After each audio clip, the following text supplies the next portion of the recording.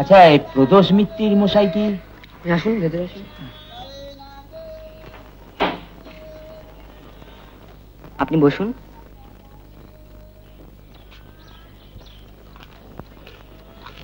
বসেছি।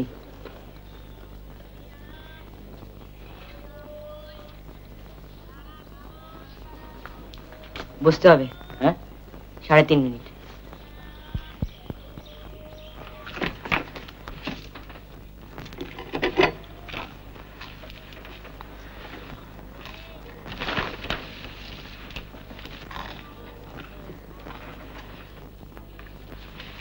ওকে রে, দেখো ছেলের কাণ্ড, বিষম খেয়ে মরবে যে।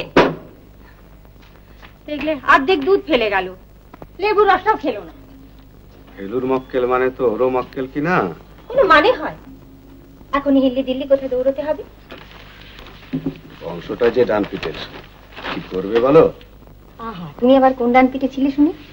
আমি তো ব্ল্যাক শিপ। বড়দা মেজদার কথাটা ভাবো।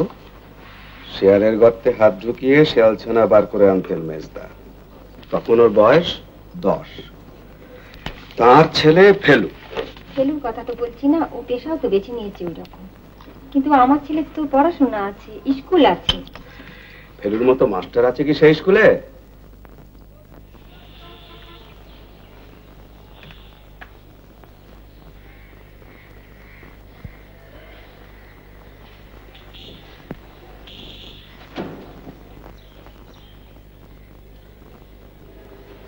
নমস্কার, আপনি বসুন।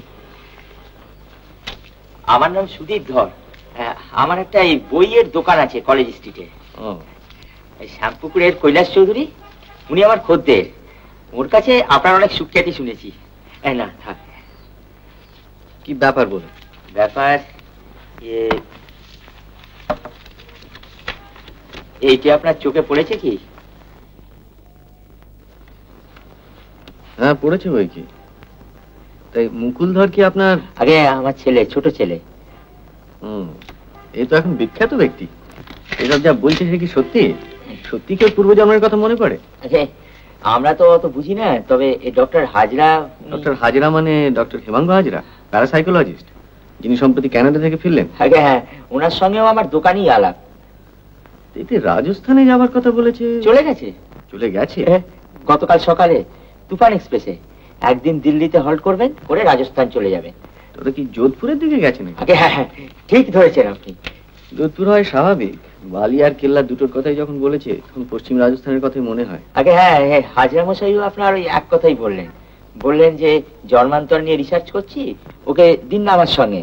ও যদি ওর জায়গাটা ঠিক মতো চিনে নিতে পারে তো অনেক কিছু জানা যাবে।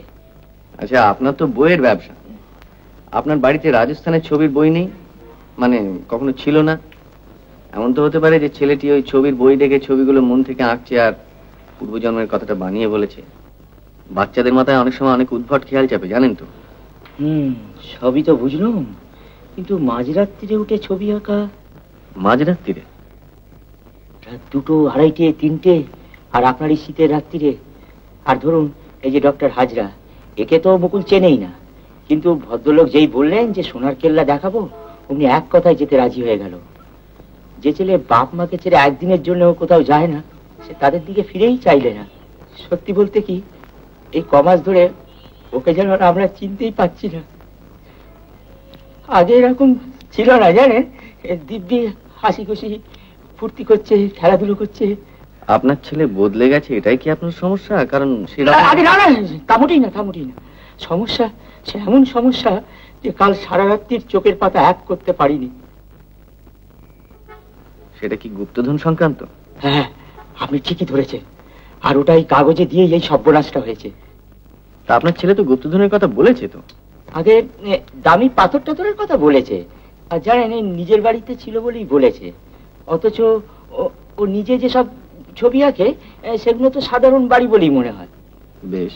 এরপর হয়েছে কি, আমাদের পাড়ায় বুঝলেন আরেকটি ছেলে আছে আমার ছেলের বয়সী, তারও নাম মুকুল। সেই ছেলেটিকে কাল সন্ধ্যেবেলা কারা জানিয়ে এসে ধরে নিয়ে গেছিল। মানে কিডন্যাপ? আগে হ্যাঁ, কিডন্যাপ। পাড়ার ভেতর থেকে? আগে হ্যাঁ, ভেতর থেকে। আজ ভোর রাত্রিরে আবার তাকে ফেরত দিয়ে গেছে। আপনার ভয় হচ্ছে যে তারা তাদের ভুল বুঝতে পেরেছে এবং এবার আসল মুকুলের পেছনে ধা করবে। আগে হ্যাঁ। এই ছেলেটি কি তাদের বলেছে আপনার ছেলে কোথায় গিয়েছে? আগে সেটা তো এখনো জানতে পারিনি।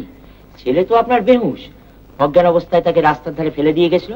এক খবরের কাগজওয়ালা সাইকেল করে যাচ্ছিল, সে ছেলেটিকে দেখে চিনতে পেরে তাদের বাড়িতে খবর দেয়। আমাদের 3টে বাড়ি পরেই, শিবরতন মুখুজ্জে উকিল তার বাড়ি, ছেলেটি ওর নাতি। আমি সকালবেলা খবরটা শুনেই আপনার বাড়ি ছুটে এসেছি।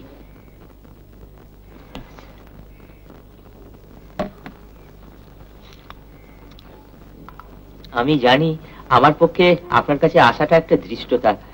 আমরা ছাপোসা লোক, আমাদের আর কি বা বলুন। তবু আপনি যদি একবারটি যেতে পারেন, আপনাকে যাতায়াতের খরচাটা অন্তত। আপনার টেলিফোন আছে? আগে দোকানে আছে, সকাল 10টার পর ফোন করলেই আমাকে পাবেন। 345634। ঠিক আছে, আমি আপনাকে দুপুরের মধ্যে ফোন করে জানিয়ে দেবো। আপনাকে যে কি বলে আমি কিছুই বলতে হবে না, কেননা এখন আমি কিছুই করিনি। তবু আপনাকে যে সব কথা বলতে পারলাম এইটাই যথেষ্ট। আচ্ছা আসি।